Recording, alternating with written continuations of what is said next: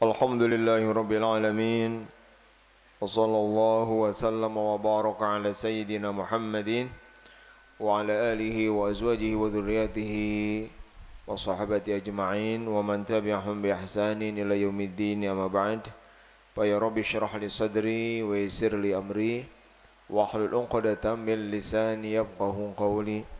Allahumma ij'al jam'ana hadza jam'an marhuma wa tafarruqana min ba'dihi tafarruqan ma'suma wa la taj'al fina wa la man yasma'una wa la man hawalaina shaqiyyan wa la mahruma.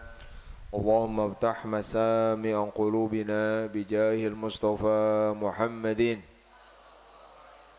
Allahumma kama waffaqtana lil ilmi wat ta'limi fawafiqna Allahumma lil fahmi wal amali bi rahmatika ya arhamar rahimin.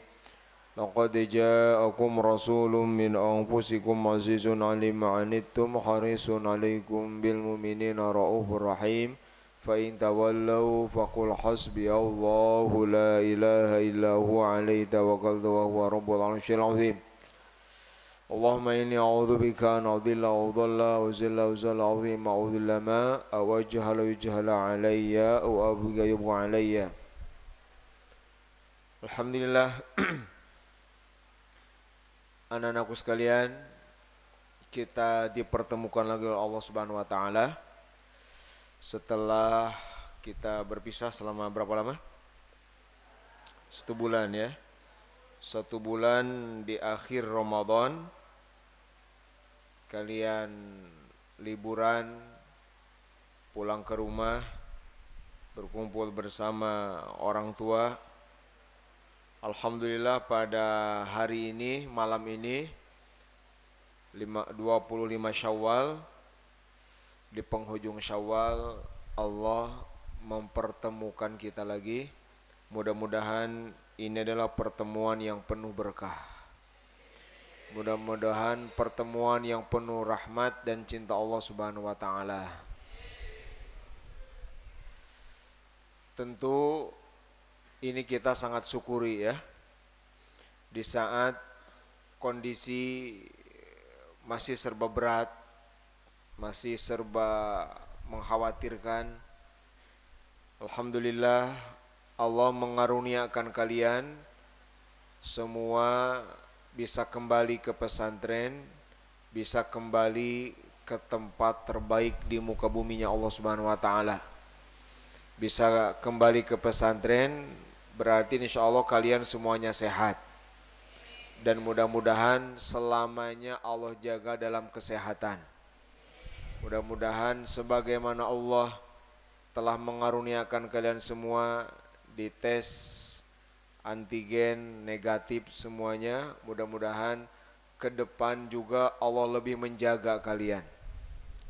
Menjaga kalian, menjaga guru-guru, menjaga semua staf, semua keluarga Al-Muhajirin dijauhkan dari wabah corona dan segala wabah lainnya. Kita doakan ini dulu ya, mudah-mudahan. Karena ini menjadi modal penting bagi kita untuk mengawali kegiatan setelah Ramadan ini dengan lebih semangat, lebih giat, ya, lebih energik, lebih optimis, ya, lebih banyak, lebih meriah. Belajarnya benar-benar beda dengan kondisi sebelumnya. Mudah-mudahan Allah terus karuniakan kepada kita apa yang telah dikaruniakannya kepada kita. Ala hadiniya nas'allahu ijabah wa ila hadratin nabiyyi bisirril fatihah. A'udzu billahi minasyaitonir rajim. Bismillahirrahmanirrahim. Alhamdulillahi rabbil alamin. Arrahmanir rahim. Maliki yaumiddin. Iyyaka na'budu wa iyyaka nasta'in. Ihdinas siratal mustaqim. Siratal ladzina an'amta 'alaihim ghairil maghdubi 'alaihim waladdallin. Amin. Itu Bron, ada yang jemput Sehuna, mungkin kalau nggak ada payung cari. Nah, malam ini sebagaimana agenda kita, kalau sebelum pulang kita ada agenda namanya muwada'ah ya. Malam pelepasan, melepas kalian berlibur, melepas dengan nasihat, melepas dengan pesan-pesan kebaikan. Nah sekarang kita udah ketemu lagi, maka ini namanya muwajahah.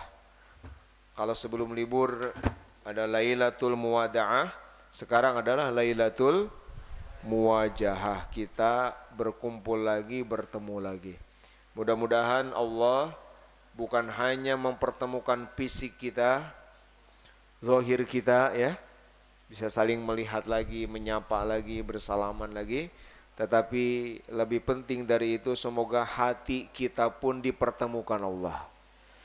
Hati kita menyatu, terkait, terhubung satu sama lain sebagai sesama santri. Kita semua ini adalah tulabul ilmi, para pencari ilmu. Kalian, kami, semua adalah pencari ilmu. Mudah-mudahan Allah satukan hati kita di jalan ilmu, di jalan terbaik, di jalan tercepat menuju Allah Subhanahu wa ta'ala.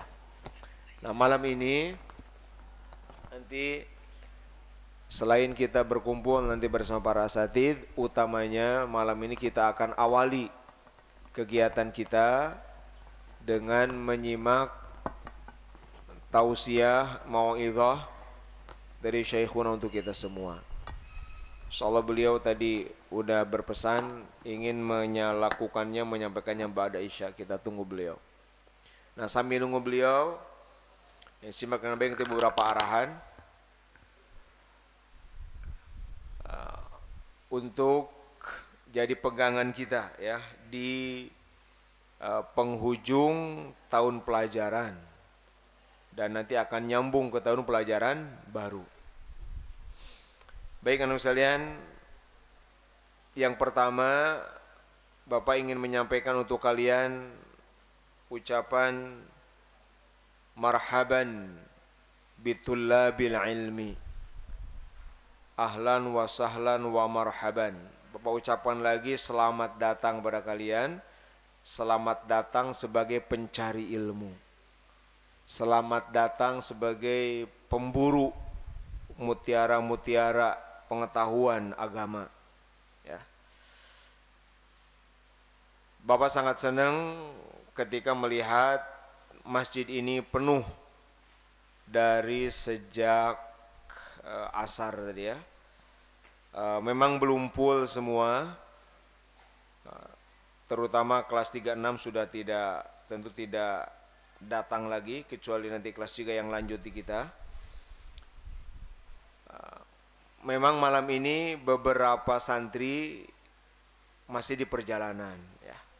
Tetapi untuk kalian yang telah datang lebih awal,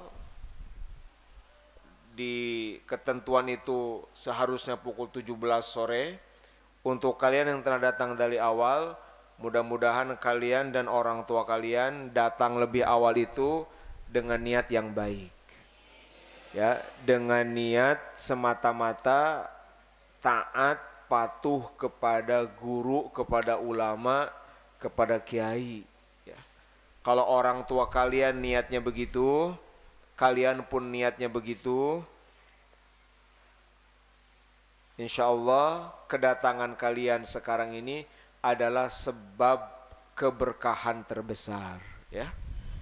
Semoga kalian semua yang telah sekarang duduk di masjid ini, kedatangan kalian sesuai waktunya ini mudah-mudahan oleh Allah diperlakukan sebagai takzim seorang santri kepada gurunya, sebagai cinta seorang santri kepada syiar agama Allah, sehingga mudah-mudahan kalian semua oleh Allah dibalas dengan keberkahan ilmu yang besar. Amin ya rabbal alamin. Nah, jadi yang beruntung itu kalian. Nah, adapun tadi yang belum datang, kita doakan kalau masih di perjalanan semoga lancar ya. Semoga harapan Bapak sih malam ini tuntas semua datang, kecuali mungkin yang sakit ya, atau yang hasilnya seperti apa. Tetapi insya Allah apapun hasilnya, insya Allah kita terus berdoa semua keluarga Al-Muhajirin dijauhkan dari wabah COVID ya.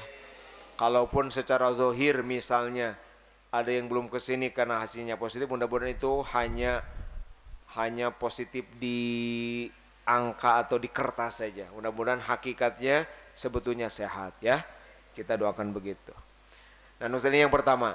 Jadi sekali lagi terima kasih untuk kalian ya.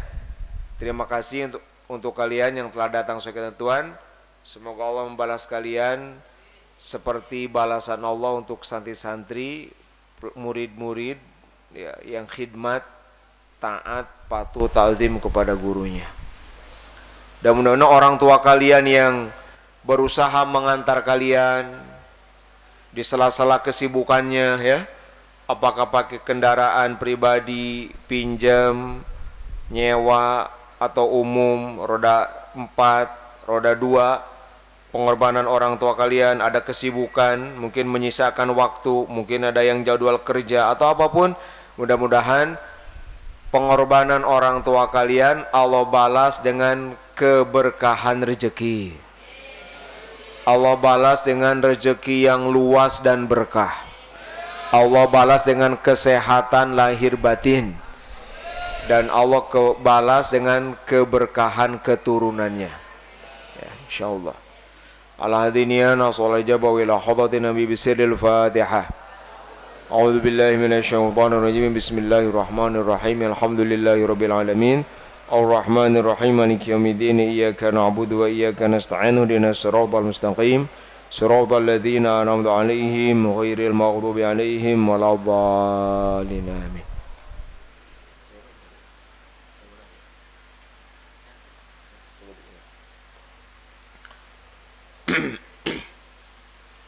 Nah, kami di sini ya, para asatidz, para guru kalian, memang sebulan mungkin semua ya, kalian sebagai santri biasanya pelajaran terbesar pulang itu disadari atau tidak adalah ada satu hal yang hilang dari kita semua.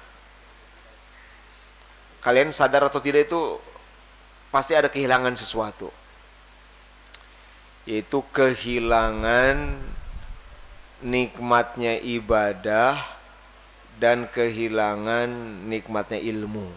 Betul nggak? Itu disadari atau enggak sebetulnya? Ya, hilangnya atau berkurangnya ketenangan batin, ketenangan hati karena ibadah. Karena hati kita ini, nafsu kita ini hanya tunduk, hanya tenang kalau dibawa mendekat kepada Allah. Nah, selama sebulan di rumah itu Bapak yakin tantangan terberat kalian itu ketika di rumah selama sebulan. Betul nggak? Ya. Selama di rumah pada pegang HP nggak semuanya? Hah? Cung yang tidak pegang HP selama di rumah. Wah, itu a'azzu minal kibritil ahmar kalau dalam bahasa Arab. Jadi kalau dalam bahasa Arab itu ada satu pepatah, kalau satu hal yang sangat jarang itu bahasanya a'azzu minal kibritil ahmar. Itu lebih langka daripada belerang merah. Belerang merah itu nggak ada sebetulnya. Belerang warna apa belerang? Kuning, paling hijau-hijauan. Ini belerang merah, langka banget. Nah, ini santri yang tidak pegang HP itu lebih langka daripada belerang merah. Udah sulit banget. Ya. Memang ini tantangan yang dihadapi. Ya. Dan kehadiran itu, ya, keberadaan itu di tangan kalian, Bapak yakin sedikit banyak atau bahkan mungkin lebih banyak itu sangat menjadikan kalian bertarung benar, pikiran, perasaan, fokus, perhatian antara ibadah dengan medsos, antara khusyuk dengan bunyi-bunyi medsos, itu pasti. Apalagi kalian yang mesti belajar banyak. Ya, ini tantangannya memang nggak bisa dihindari, kecuali dihadapi dengan cara yang baik, cara yang sungguh-sungguh. Nah, wallahu a'lam, mudah-mudahan kalau kalian selama di rumah menggunakan HP itu mudah-mudahan oleh Allah dijaga dari hal-hal yang buruk. Tidak melalaikan sholat, gitu ya. Tidak melalaikan dari baca Quran, zikir, wirid, gitu. Tetapi kalau memang selama di rumah itu terjadi, nih maka selama di pesantren adalah saatnya kalian bertaubat, kembali kepada Allah. Tubu ilallah. Kembali kepada, bukan kembali ke WhatsApp, laptop. Itu di rumah kan dikit-dikit itu gitu ya. Sekarang kembali kepada Allah. Maka anak-anak sekalian ketahuilah yang ketiga nih, bahwa aturan pesantren yang melarang kalian memegang gadget, HP, smartphone, dan itu hanya di pesantren. Bahkan sebagian pesantren ada yang masih membolehkan, di kita mutlak tidak boleh. Ketahuilah, sesungguhnya ini adalah aturan yang benar-benar melindungi dan menyelamatkan agama kalian. Setuju atau tidak, berat atau ringan, suka atau benci, gitu ya, nerima atau protes, aturan pesantren yang menjauhkan kalian dari makhluk seperti ini, ya, sesungguhnya adalah aturan yang apa tadi? Melindungi dan menyelamatkan agama kalian. Maka bersyukurlah pada Allah, ya, bersyukur. Sehingga sekarang kalian benar-benar fokus kepada, kembali kepada tugas utama santri. Apa tugas utama santri? Apa tugas utama santri? Apa tugas utama santri? Apa? Thalabul ilmi, atau bahasa lainnya apa? Ta'allum, atau bahasa lainnya tafaqquh fiddin. Belajar itu. Fokus lagi. Ketika banyak lembaga lain masih ragu-ragu, gitu, kita alhamdulillah biiznillah, dengan perlindungan Allah, bantuan Allah, kita bisa melanjutkan lagi seperti ini. Nah, maka ini yang ketiga dari Bapak. Lupakan rumah, ya, lupakan semua alaik itu namanya, pikiran-pikiran, lupakan. Sekarang fokus lagi kepada ilmu.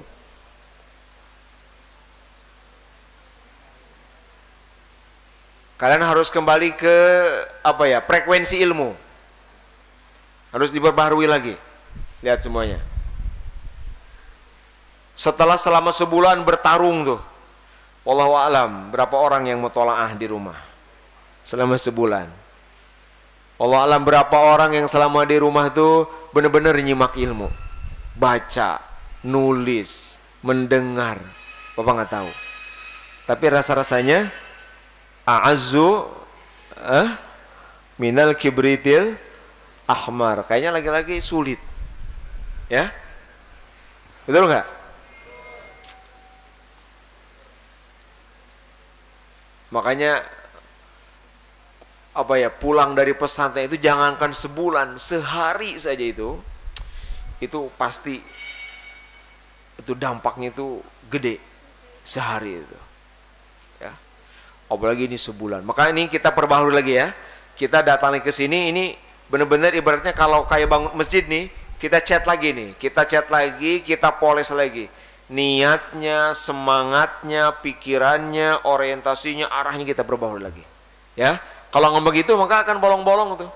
Bolong-bolong bakal selama di bulan, pikirannya, perasaannya, perhatiannya itu nggak akan bagus untuk belajar. Ya, nah yang harus diperbaiki lagi, ya, yang pertama niat kalian. Kembali ke frekuensi ilmu, gelombang ilmu, medan ilmu, magnet ilmu. Bahwa kalian kembali ke sini untuk benar-benar thalabul ilmi, untuk menyambut perintah Rasulullah SAW, thalabul ilmi fariidatun. Ya, itu thalabul ilmi fariidatun. Itu kalau kami kemarin guru-guru ngaji itu kemarin. Kebetulan kemarin kita ada tamu ulama besar dari Yaman. Benar-benar ulama. Kita ngaji. Nah, di antaranya kami dapat sanad hadis musalsal bisufiyah, di antara hadis musalsal dari para ulama sufi yang sanadnya semua ulama sufi sanadnya. Itu adalah hadis yang tadi. Thalabul ilmi faridatun ala kulli muslimin. Dalam suatu riwayat, dalam riwayat pakai kata muslimah. Nah, ayo kembali lagi ke sini. Bahwa kalian balik lagi ke pesantren, apa niatnya? Untuk apa? Untuk thalabul ilmi. Itu. Mau ngapain? Mau cari ilmu. Mau ngapain? Tafaqquh fiddin. Mau memahami agama. Itu. Niatnya itu, jangan yang lain. Ulangi. Mau apa kembali ke pesantren? Thalabul ilmi, mencari. Mau apa kembali ke pesantren? Belajar, ta'allum. Mau apa kembali ke pesantren? Tafaqquh fiddin, mendalami agama. Ini bahwa kalian datang ini ingin mendalami agama. Tafaqquh fiddin. Ilmunya ilmu itu dulu, ilmu agama. Ingin benar-benar saya ngaji gitu. Ingin ngaji lah gampang gitu ya. Mau ngaji. Kalau niatnya sudah begitu, insya Allah 50% kesuksesan udah di tangan kalian. Bukan karena hal yang lain. Targetnya lah, tujuannya, amalnya adalah untuk thalabul ilmi, ta'allum, tafaqquh fiddin. Gitu. Ini. Paham tuh? Ya, bukan yang lain. Kami pun sama. Bapak, para asatidz, semua. Insya Allah, bismillah, dari mulai tadi nyambut kalian, ya, mulai bergerak lagi.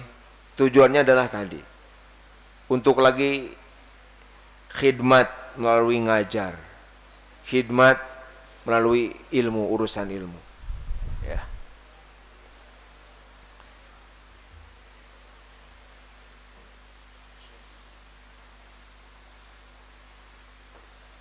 Ya, ya, berdiri semua.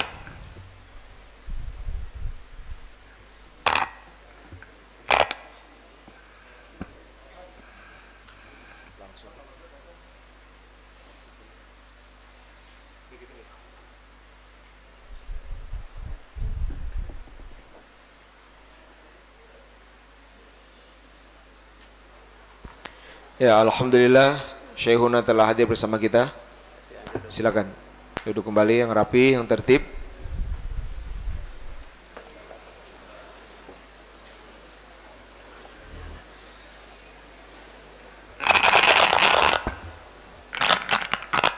Rapi, tertib ya, semua bisa melihat beliau. Karena an-nazar ilal ulama itu ibadah. Melihat ulama itu ibadah. Ya. Tidak ada yang nunduk, apalagi ngobrol. Itu kalau di luar sini bisa masuk kalau mungkin. Nggak ada yang di luar. Masih cukup di rapat. Iya. Nggak apa-apa, kan ini udah sehat semua, insya Allah nggak apa-apa. Tapi pastikan bisa ngelihat ya, jadi tidak boleh ada yang di belakang tiang ini, supaya bisa melihat. Baik, kita simak ya, tausiah dari Syekhuna. Simak dengan seksama. Jika bawa catatan, catat setelah paham. Yang penting ingat-ingat. Baik, kita mari simak bersama untuk menerima wejangan pembuka ya untuk kegiatan kita. Setelah libur selama 1 bulan, kita akan memulai lagi kegiatan mulai besok, dan malam ini kita akan mendapatkan suntikan nasihat, motivasi, energi untuk kegiatan besok, mulai besok bahkan mulai malam ini itu semua. Kepada Syekhuna kami persilakan. Assalamualaikum warahmatullahi wabarakatuh. Bismillah, alhamdulillah, wassalatu wassalamu ala rasulillah Sayyidina Muhammad ibn Abdillah wa ala alihi wa sahbihi wa mawala, amma ba'du. Sebelumnya Bapak ucapkan ahlan wa sahlan, Selamat datang di Pondok tercinta, Pondok Pesantren Al Muhajirin Kampus Pusat. Semoga kita semuanya sehat walafiat dan bisa belajar kembali dengan aktif, dengan khusyuk, dengan sempurna. Mudah-mudahan upaya dan usaha kita tidak sia-sia. Allah akan balas dengan keberhasilan kita dalam belajar di Pondok Pesantren Al Muhajirin ini. Namun di tengah kegembiraan itu masih ada keprihatinan, yaitu masalah COVID sampai hari ini belum selesai. Bahkan di negara lain seperti di Afrika, COVID ini sekarang fase ketiga. Jadi artinya naik turun sampai akhirnya fase ini adalah fase ketiga, dalam arti wabah meningkat, menaik, bahkan lebih dahsyat daripada COVID sebelumnya. Nah, kita hanya berupaya dengan 5M. Pertama adalah membaca doa. Jadi selalu berdoa sama Allah SWT. Kemudian doa kita yakinkan akan diijabah. Kemudian yang kedua adalah menjaga jarak, memakai masker, mencuci tangan. Dan kelima adalah selalu mengerjakan hal-hal yang positif, menjaga hal-hal yang baik, menghindari hal yang negatif. Model apa? Pergaulan terlalu jauh. Di safety selama di pesantren, hanya di pondok saja kita bergaul. Termasuk yang nengok ke pondok juga akan terus dibatasi. Dengan cara disiplin seperti yang sudah, ternyata menghasilkan sesuatu yang sangat menggembirakan. Kalaulah kita melonggarkan kembali disiplin, khawatir hal ini akan terjadi yang tidak diinginkan oleh kita semua. Kalaupun sekarang ini baru 1 minggu misalkan kangen, paling-paling kita kirim video call sajalah sebagai pelipur kangen dengan keluarga di rumah. Makanya senjata kita yang pertama itu adalah doa. Kalau COVID ini terus-terusan, paling tidak yang paling kita tidak inginkan, yang paling kita khawatirkan 3 macam. Satu, masalah agama. Agama itu akan semakin jauh dari kita. Kita akan semakin dangkal pemahamannya. Iman, Islam, ihsannya semakin tipis. Salah satu sebabnya apa? Orang dalam belajar agama tidak boleh kerumunan. Orang dalam ibadah tidak boleh kerumunan. Termasuk ngaji di majelis ta'lim, mengadakan peringatan-peringatan tidak boleh. Itu kan nilai positif menurut kita. Tapi karena COVID dibatasi, berarti akan berkurangnya konsumsi keilmuan tentang agama pada diri kita. Hanya untung untuk santri tidak dibatasi untuk belajar termasuk kerumunannya. Karena dianggap semua sudah sehat. Jadi walaupun tidur bareng, insya Allah tidak akan ada yang kena penyakit. Karena tidur kita dengan orang yang sama-sama sehat. Untung bagi santri, tapi tidak untung bagi yang lain. Sedangkan yang lain itu jumlahnya jauh lebih besar daripada yang jadi santri. Bapak kan pikirnya bukan lokal, pikirnya bahkan interlokal sampai internasional. Bagaimana nasib umat kalau terus-terusan begini? Kalaupun kita ini udah baik, sukses, tidak akan mampu untuk merubah manusia yang lain di luar kita. Karena jumlahnya sedikit, atau boleh dikatakan jumlahnya tidak seimbang. Mungkin 1:1000. Kalau kita berhasil, kalau tidak apalagi, tidak ada artinya nilai kita ini. Yang kedua dari segi ilmu.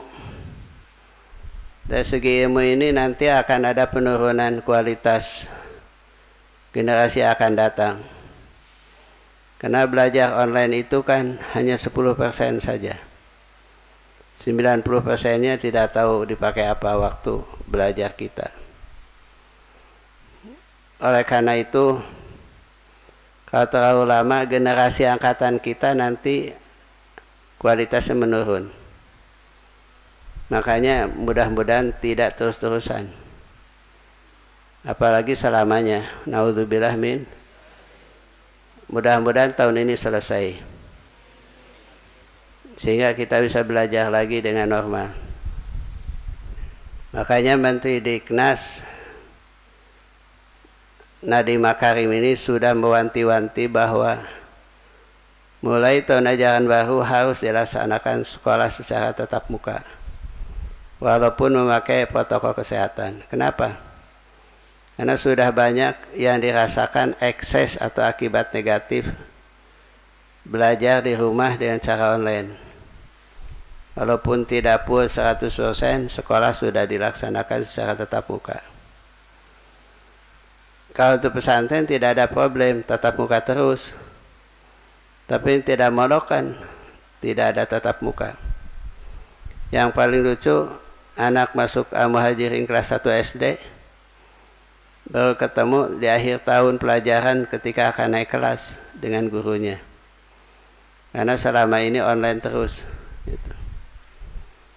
Kemudian yang ketiga dari segi ekonomi. Ekonomi ini walaupun tidak macet, paling tidak akan tersendat. Akan banyak yang nganggur, dagang, usaha bisnis tidak menghasilkan. Walaupun ada tidak banyak, bahkan ada yang rugi. Banyak yang di PHK, tidak punya pekerjaan. Nilai tukar semakin rendah. Sementara penghasilan kita tidak berubah. Jadi secara ekonomi akan banyak pengaruh daripada COVID ini. Termasuk nanti ke pesantren. Mungkin ada yang tidak bayar karena orang tuanya tidak punya pekerjaan. Atau dagangnya rugi, usahanya tidak jalan. Makanya doa Bapak mudah-mudahan ekonomi khususnya orang tua santri tidak berubah. Tetap dalam keadaan mampu untuk menyekolahkan anaknya di pondok pesantren ini. Sehingga SPP lancar setiap bulan. Kalaupun tidak lancar, sudah menjadi sunatullah. Kalau kondisi seperti ini pasti akan ada gangguan. Tapi mudah-mudahan tidak parah dan tidak terlalu lama.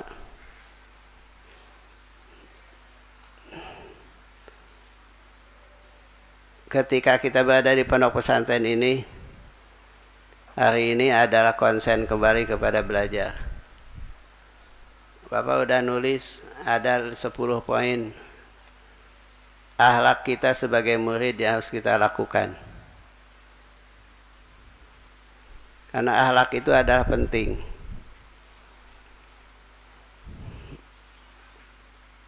Teman kita, keluarga kita di rumah, kalau kita belajar atau kuliah ataupun sekolah, tidak akan menanyakan ilmunya sudah sampai di mana. Tapi yang akan diperhatikan oleh mereka adalah akhlaknya seperti apa.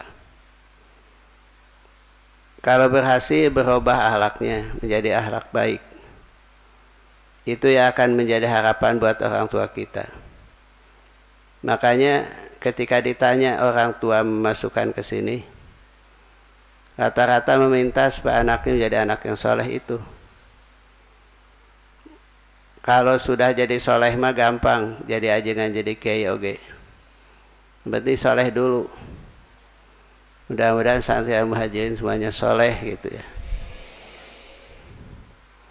Kan yang disebut soleh menurut Bapak mah pertama imannya kuat, yakinnya hebat. kuat yakinnya kepada Allah Subhanahu wa taala. Yang kedua, ibadahnya mantap. Tidak boleh berubah ibadah kita walaupun sedang sendirian, walaupun sedang di rumah, walaupun sedang di perjalanan. Ketiga adalah akhlaknya baik. Akhlak itu dilihat dari segi perkataan. Baik tidaknya seorang itu dilihat daripada kata-katanya. Kata itu menunjukkan hati. Hati seorang baik atau tidak baik, bagaimana kata-katanya. Kalau kata-katanya baik, menandakan hatinya juga adalah, kata-katanya jelek menunjukkan hatinya tidak baik atau hatinya sedang jelek. Makanya akhlakul karimah itu dilihat dari segi kata-katanya. Makanya Nabi mengatakan, siapa iman sama Allah dan pada kiamat, berkatalah dengan baik atau kamu diam. Kalau memang harus berkata, katakan yang baik. Tapi kalau sekiranya lebih baik diam, diamlah. Boleh jadi bicara itu jadi emas, diam jadi perak, atau sebaliknya. Diam jadi emas, bicara jadi perak. Itu akhlak yang baik tidak dari kata-katanya. Misalkan ke orang tua tidak boleh mengatakan itu kan kata-kata. Tidak boleh ngebentak-bentak orang tua. Suara tidak boleh terlalu tinggi. Kemudian berkata dengan penuh santun. Kesananya mah ngadoakeun kana jadi kolot. Doa payuneunana atau di belakangnya. Mudah-mudahan ka bapak teh sing sehat, bapak teh banyak umur, payuneunana nyaros kitu teh. Di luarnya, misalkan kita sudah ada di pondok, doakan orang tua kita di rumah itu mudah-mudahan sehat walafiat, usahanya jalan, rezekinya mudah gitu. Sok ngadoakan tak? Doakan, walaupun mereka itu tidak mengharapkan, kita sebagai anak soleh ngadoakan. Itu kata-kata sebagai bukti daripada akhlaknya baik. Yang kedua adalah tangannya. Tangannya cek sunana mah teu hampang leungeun cuak cabok tunggal teungeul. Cukat cokot. Tapi tangan kita ini harus jadi tangan yang baik. Kata Nabi, orang Islam itu yang tangan dan mulutnya tidak mengganggu. Sekali lagi, orang mukmin itu, orang muslim itu yang tangan dan mulutnya tidak mengganggu. Mengganggu siapa? Mengganggu orang lain. Al-muslimu man salima muslimuna min lisanihi wa yadihi. Orang muslim itu orang yang lain merasa aman daripada lidah dan tangan kita.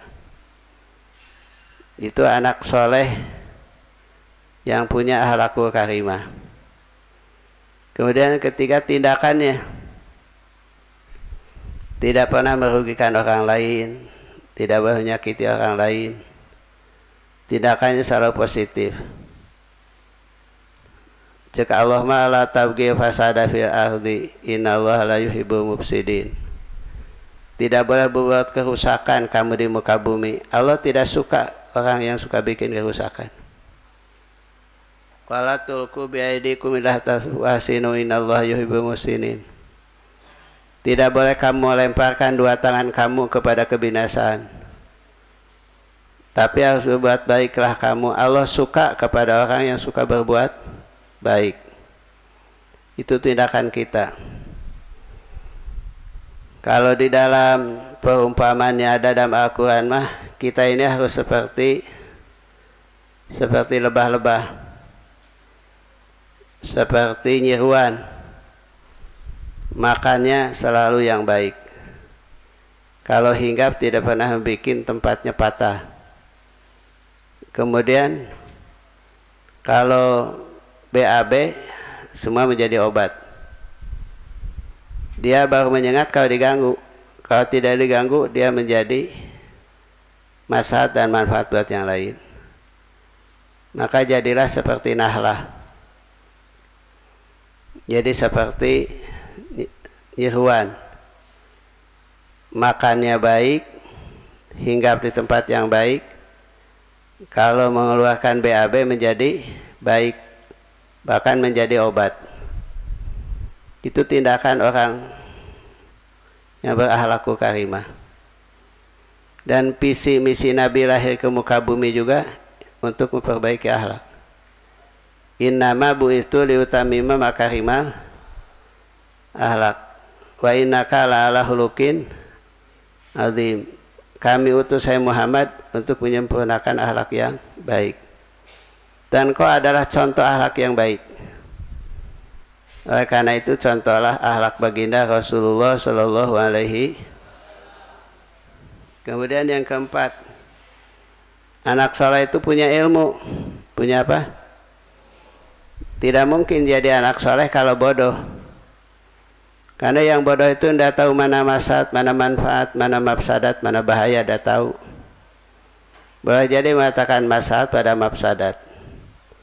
Boleh jadi mengatakan mafsadat pada maslahat. Karena kebodohan tidak akurat. Tidak benar apa yang dia katakan dan dia lakukan. Makanya jadilah anak soleh itu artinya adalah anak yang pintar, punya ilmu. Nah kalian di Muhajirin ini mudah-mudahan jadi orang berilmu. Karena orang berilmu lah yang akan diangkat derajat sama Allah. Kemudian yang terakhir, yang kelima, anak soleh itu apa? Orang yang hidupnya manfaat untuk sesama manusia. Khairun nas anfa'uhum, sebaik-baik manusia yang banyak manfaatnya buat sesama manusia. Kehadiran kita ini menjadi manfaat buat orang lain. Ulah nepikeun ka ayana teu diharap-harap, teu aya manfaat teu ayana teu dipika melang. Aya heuk teu duanana sarua bae, itu namanya orang tidak ada manfaatnya. Kalau orang manfaat selalu diharapkan keberadaannya. Teu ayana teh matak mengganggu. Tenangnya mereka karena ada kita, itu berarti kita ada manfaatnya. Nah kalian ini Bapak harap menjadi orang yang manfaat hidupnya. Manfaat untuk bangsa seluruh dunia. Jangan berpikir sempit. Kita menjadi manusia yang bermanfaat untuk seluruh dunia, untuk seluruh alam. Kalau tidak, manfaat untuk bangsa Indonesia, bangsa kita. Kalau tidak, jadilah orang manfaat se-Jawa Barat, provinsi kita. Kalau tidak, jadilah yang manfaat di kabupaten kita, Purwakarta, Karawang, Subang, Bandung, dan seterusnya. Kalau tidak, jadilah kita manfaat di kecamatan kita. Kalau tidak, di tingkat desa. Kalau tidak, di tingkat kampung. Kalau tidak, di rumah tangga. Kalau tidak, untuk diri kita. Maka Nabi mengatakan, kalau kamu tidak bisa beri manfaat orang, minimal jangan bikin susah orang. Betul tidak? Manfaat kabatur tidak bisa, nupuguh manaon, nyusahkan orang lain. Nah minimal begitulah.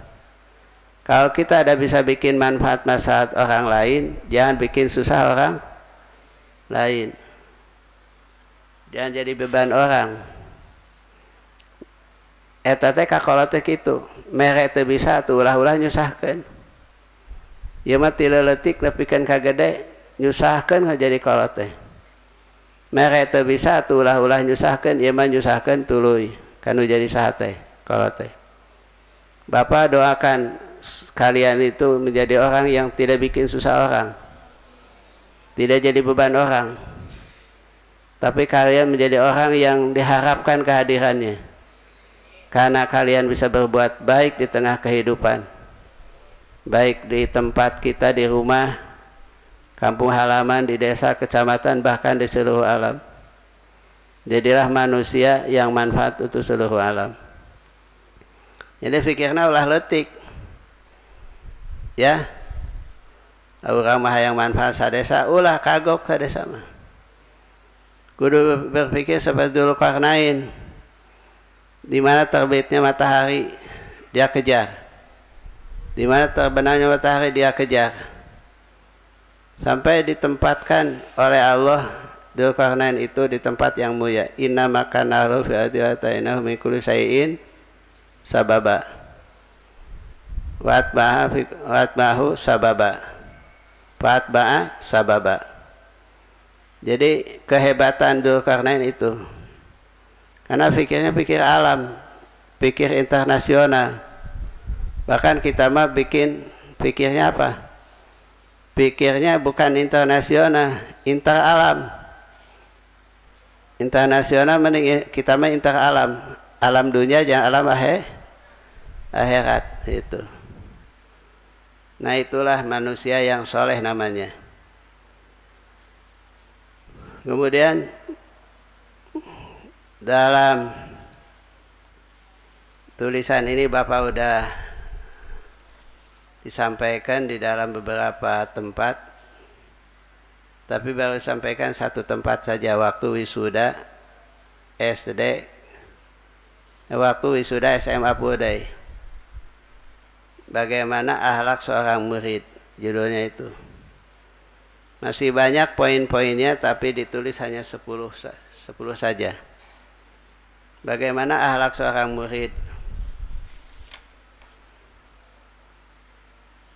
Pertama, hendaknya membersihkan hati dan sikap yang akan mengotorinya. Jadi hati kita harus bersih. Itu. Jadi tidak boleh apa? Tidak boleh ada dendam, hasud, buruk sangka gitu. Dan tidak boleh memiliki mentalitas yang tidak baik. Mental yang tidak baik karena pemarah, tekaupan, punungan, hejotihang, kita sarupaten. Itu namanya mental yang tidak baik. Kita sarupaten dan naon? Tekaupan, hejotihang, hayang pindah baik. Gitu. Nah, kita ini harus jaga kepribadian kita yang baik. Hati harus selalu bersih. Minimal begini, kalau kita ketemu orang selalu mendoakan. Aya nu tukang nanggung cau, tinggal tilu sikat deui cauna teh. Doakeun Gusti sing payu eta si Abah teh cauna. Bating eta teh batina nu tilu sikat teh. Mun bisa mah diberi ku urang. Cauna bikeun ka si Abah. Ta eta teh selalu hati positif. Didoakan. Ketemu dengan orang yang sedang mencangkul, mudah-mudahan macuna teh sing berhasil, sehingga tanina oge berhasil. Ketika ketemu dengan guru mau ngajar, doakan guru teh sing salamet, tiasa ngajar dengan baik. Ketemu dengan kawan kita yang sedang apa? Mau belajar, doakan mudah-mudahan belajarnya berhasil gitu. Tidak ada negatif thinking. Tidak ada negatif pikiran. Juga perasaan tidak ada. Karena begini, ilmu nurun, ilmu itu ada cahaya. Ibarat kaca, kalau kacanya kotor, kelihatan gak cahayanya? Tidak. Oleh karena itu bersihkan hati biar nampak cahayanya. Ini yang pertama itu. Kemudian yang kedua, hendaknya kita dalam belajar itu punya niat. Dalam kitab Talim disebutkan niat itu ada 5. Pertama, belajar kita itu niat cari doa Allah. Niat apa? Kedua, niatkan untuk kebahagiaan akhirat, supaya kita nanti kalau mati bahagia. 3, menghidupkan agama Allah, karena agama Allah akan hidup kalau kita punya ilmu. Keempat, mengekalkan agama. Kalau kita belajar berarti agama kita akan kekal. Karena kekalnya agama itu ketika agama dipahami, sehingga agama bisa diamalkan. Kalau tidak ada yang sholat di sini, agama sudah musnah. Tidak mungkin bisa mengamalkan agama kalau dia itu tidak punya ilmu. Kalaupun mengamalkan tanpa ilmu kan tidak ada artinya, sama dengan tidak ada. Nah, kelima yang terakhir apa? Mensyukuri nikmat. Nikmat apa? Nikmat akal, nikmat sehat. Kita ini punya akal tidak? Punya pikiran tidak? Punya kecerdasan tidak? Syukuri. Alhamdulillah. Kalau kita bersyukur dengan nikmat akal, akal kita semakin cerdas. Tapi kalau kita tidak mensyukuri, bukan semakin cerdas, semakin bodoh akal. Kedua, sehat. Alhamdulillah kita semua sehat. Orang lain banyak yang sakit. Covid dari sakitnya. Diisolasi 2 minggu. Sorangan di kamar, dikunci. Enak tidak? Mending sehat, mending sakit. Numatak, syukuri kita hari ini sudah sehat. Mudah-mudahan terus selamanya saya. Nah, itu niatkan di hati thalabul ilmi itu seperti itu. Ketiga, hendaknya memanfaatkan masa muda. Masa muda itu bukan untuk main, fokus belajar. Karena masa muda itu masa keemasan yang tidak akan terulang lagi. Ada yang hidup masa mudanya 2 kali? Tidak ada. Masa muda itu hanya 1. Tapi jangan digunakan bukan yang negatif, gunakan pada yang positif. Kalau di masa muda bisa menghafal 100 ayat 1 hari, masa tua mah nggak bisa. Kalau di masa muda bisa membaca sampai Al-Quran itu 1 juz 1 hari, sudah tua mah nggak bisa. Artinya begini, apa yang bisa kita kerjakan di masa muda tidak mungkin lagi bisa dikerjakan di masa tua. Oleh karena itu, gunakan masa muda untuk belajar. Setuju tidak? Sampai usia 25 tahun jangan pikir lain-lain, belajar terus. Komo kawin ulah waka. Budak kara lahir pikir kawin. Jadi sampai 25 tahun masa muda, masa emas kita gunakan untuk belajar. Yang kelima, yang keempat ya, hendaknya bersabar menghadapi keprihatinan. Kalau masa belajar itu masa prihatin, harus sabar. Dia muhajirin prihatinnya apa? Makan itu tidak lagi dikirimkan ke kamar seperti di rumah siapkan di meja makan, tidak. Disuruh ngantri, bahkan telat ngantri teka bagian. Kabagian tinggal saya naungku saya roge. Nah, itu prihatin kan. Kalau ingin belajar harus prihatin. Kalau kita tidak prihatin tidak mungkin bisa belajar. Mau betah kena. Justru orang yang sukses dalam belajar yang pernah banyak prihatin. Coba lihat background orang yang berhasil, ternyata orang prihatin unggul. Kalau orang yang tidak pernah prihatin, hidupnya mewah, malah gagal. Numatak dina sairan oge disebutkan. Inna sababa wa firogo wal judah mufsidatun lil mar'i ayyamafsada. Inna sababa pemuda, firog nganggur, wajudah diwawoy, itu sumber kebinasaan untuk masa depan kita. Nguara tidak digunakan ke tolab, malah gawena nganggur, ditambah segala kahayang dipenuhi karena orang tuanya kaya, tidak akan bahagia nanti di masa tua. Makanya banyak orang tua kaya-kaya anaknya miskin. Tapi banyak yang orang tuanya miskin, anaknya Kenapa? Karena pernah hidupnya prihatin, akhirnya berhasil. Paham tidak? Yang kelima adalah harus pandai membagi waktu. Apalagi di pondok. Siang malam belajar. Kalau kita tidak pandai membagi waktu, kita tidak akan berhasil. Nanti ada istilah, ini teka gawean, itu teka garap. Padahal bukan sibuk-sibuk ting, tapi dia tidak pandai membagi waktu. Guru juga sama. Kalau tidak bisa membagi waktu, gagal kita mengajar. Bahkan kita stres, badan sehat, tadinya sehat jadi sakit. Tadinya sehat jadi beban banyak, kerjaan banyak, dan tidak selesai. Sebabnya satu, tidak disiplin kepada waktu.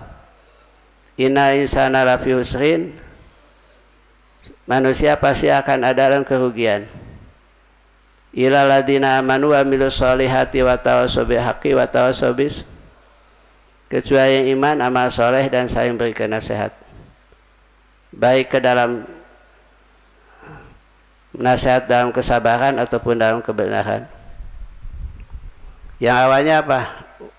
Wal asli inna insana lafi, manusia pasti akan rugi. Makanya disiplin. Waktu belajar kapan, waktu tidur kapan. Jam 10 kalau sudah selesai belajar, menghafal, sholat, ngaji, tidur. Cuma jam 10 main bola kene. Jam berapa tidurnya? Kalau jam 12 belum tidur, jam berapa bangunnya? Karena manusia itu kan perlu istirahat. Istirahat terbagus adalah tidur. Tidur itu harus cukup. Malah cek Haji Hasyim Asy'ari mah tidur itu harus 8 jam. Kecuali badannya sehat, staminanya bagus. 8 jam tidur kurang, tidak ada masalah. Gitu. Jadi kita harus pandai membagi waktu. Kata Imam Ghazali, kalau dia mengerjakan apa saja, di mana saja, kapan saja, apa bedanya dengan binatang? Makanya Al-Ghazali itu menekankan pentingnya membagi waktu. Pentingnya membagi. Allah sendiri memberikan contoh. Wajana laila libasa, wajana naharo. Dijadikan siang untuk kehidupan, malam untuk istirahat. Itu kan bagi waktu. Jangan kerja di waktu malam, istirahat di waktu siang. Itu mah kalong karena. Kalong kan daun peti ngalayang, berang, sare. Nah kita jangan bermental kalong. Makanya orang yang kurang tidur waktu malam, yang diperbanyak tidur siang, itu staminanya jelek. Imunnya menurun, penyakitnya banyak. Karena melawan sunatullah. Melawan sunatullah. Yang keenam, yang harus disedikitkan oleh kita supaya berhasil, sedikitkan makan, minum, jajan, main-main, termasuk main HP.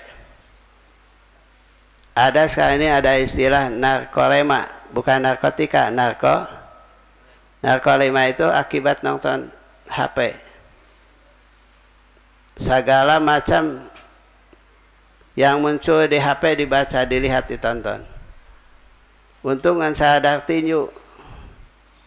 Game-gamean ini kalau sudah orat yang dilihat. Adegan-adegan yang nggak bisa, ini untuk anak-anak tetap muncul di HP anak-anak juga. Itu nanti akan tumbuh namanya narkolema. Yang menghidupkan hayalan seksual. Pelampiasannya dengan tangan. Kalau terusan melakukan itu ada kengkerutan di otak bagian depan. Itu lebih bahaya daripada narkoba katanya. Itu. Nah itu akibat nganggur. Tidak ada garapan, tidak ada kesibukan. Makanya kita ini harus apa tadi? Batasi main-main begitu, ya. Jalan-jalan batasi, makan juga batasi, jajan juga dibatasi.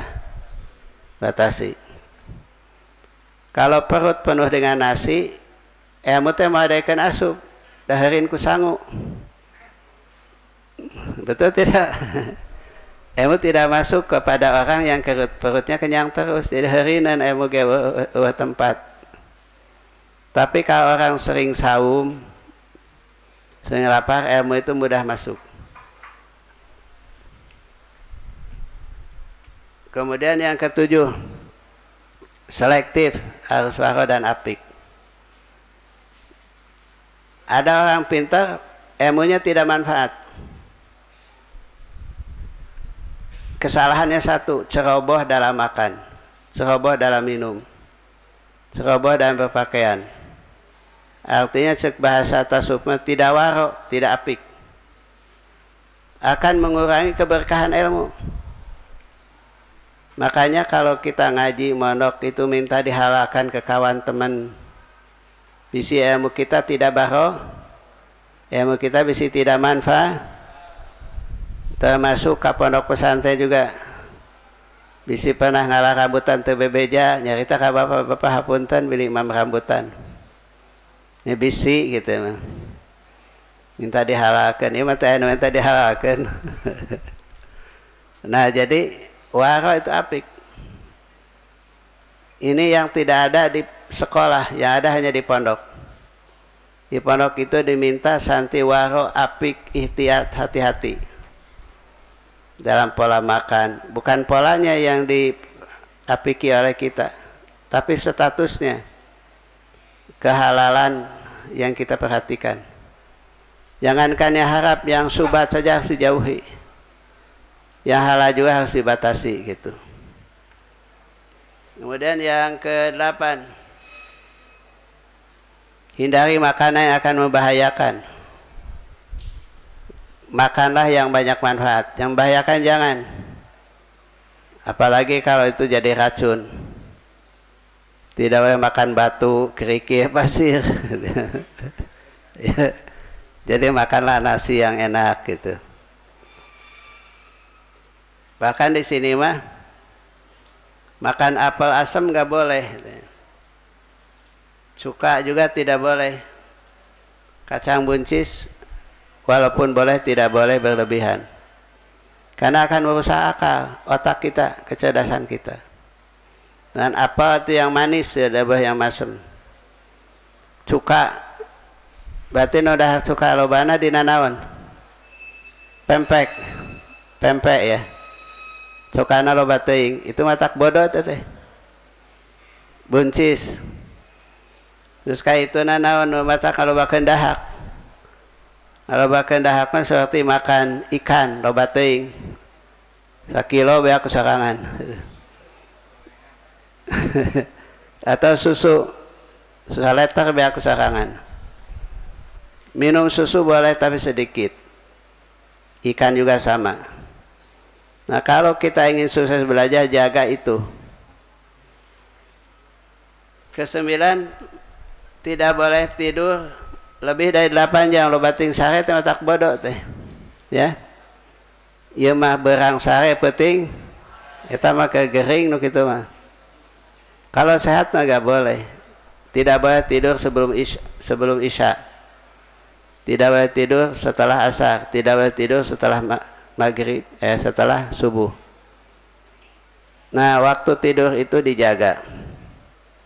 Malah di Natalin sebutin matak gelo cenah tidur tos asar teh. Yang gelo teh kalau udah asar jangan tidur kecuali lagi sakit, itu malah lain deui. Kemudian 10, selektif dalam pergaulan. Yang akan merusak ilmu kita adalah pergaulan bebas laki dan perempuan. Makanya di sekolah Muhajirin dari mulai SD, SMP kelas itu dipisah. Kelas laki-laki dipisah dengan kelas perempuan. Untuk menjaga terlalu bebasnya pandangan laki perempuan. Karena ini akan pengaruh terhadap ilmu kita. Ini insya Allah nanti di fotokopi bisa dibaca. Hanya itu saja dulu dari Bapak, mudah-mudahan ada manfaatnya. Selamat datang di Al-Muhajirin, selamat belajar kembali. Mudah-mudahan kita betah di sini, tidak ingin pulang dan sehat lagi. Dan akhirnya Bapak dan semua yang ada di sini, pengasuh, para ustadz, para ustadzat, sehat walafiat. Bisa membimbing, mengawal kalian belajar di sini dengan baik. Saya kira cukup segitu dulu, mudah-mudahan ada manfaatnya. Sesuai? Ya, kita tutup dengan doa. Allahumma shalli wa sallim ala sayyidina wa habibina wa syafiina maulana Muhammad. Wa sallim radhiyallahu tabaraka wa ta'ala an kulli sahabati rasulillah ajmain. Alhamdulillah hamdan syakirin. Hamdan naimin hamdan yuafi ni'amahu wa yukafi mazidah. Kama yanbaghi li jalali wajhika karim azimi sultanik. Allahumma rabbana anfa'na bima 'allamtana rabbi 'allimna alladhi yanfa'una rabbi faqihna faqih lana qarabati lana fi dinina. Allahumma rabbana inna nas'aluka imanan kamilan wa yaqinan shadiqan rizqan wasi'an lisanan dzakiran qalban khashian wa taubatan nasuha taubatan qabla maut rahatan dan maut amratan rahmatan ba'da maut wa faidah hisab wa fawza bi jannah wa najata minan nar. Allahumma fir lana dzunubana wa li walidayna wa hamhuma kama rabbayana shaghira wa li jami'il muslimin wa muslimat wal mu'minin wa minat al-ahya'i minhum wal amwat. Allahumma uzina nashkura ni'mataka allati an'amta 'alaina wa 'ala walidayna wa na'mala salihan tardah wa adkhilna bi rahmatika fi ibadika salihin. Allahumma ya Allah, ampunilah dosa kami, dosa ibu bapa, dosa orang tua kami, dosa guru kami, kawan dan teman kami, dosa saudara kami. Mungkin kami semua lalai dalam ibadah salatnya, jarang berjamaahnya, sering kesiangan dalam salat subuh, dan jarang berjamaah dalam salat 5 waktu. Andai kata itu ada sebuah dosa bagi kami, ya Allah ampunilah dosa-dosa itu. Ya Allah ya Tuhan kami, ampunilah dosa kami karena kami jarang baca Quran, sehingga kami termasuk orang yang lupa, sehingga kami tidak ingat lagi kepadamu ya Allah. Pada kesempatan ini ya Allah, jadikanlah hati kami menjadi orang selalu ingat padamu, rajin membaca Al-Qurannya, dzikir, tasbih, tahmid, takbir dan lain sebagainya. Allahumma ya Allah, berikan kami otak yang cerdas, pikiran yang jernih, hati yang tulus dan ikhlas, badan yang sehat, tangan yang manfaat, langkah kami yang positif. Ya Allah, ridhoilah tujuan kami, mudahkan urusan kami, terutama dalam belajar dan mengajar. Ya Allah yang maha adil dan maha bijaksana, jadikanlah kami di Al-Muhajirin ini dan keluarganya dalam keadaan sehat walafiat. Jauhkan dari penyakit apapun yang tidak kita inginkan, termasuk COVID-19 dan yang lainnya. Biar kami bisa belajar dengan baik, belajar dengan sempurna, ibadah dengan istiqomah. Berikan kami ya Allah rizki yang halal, usaha yang mudah, rumah tangga orang tua kami yang sakinah mawaddah rahmah. Berikan ya Allah kemudahan segala urusannya.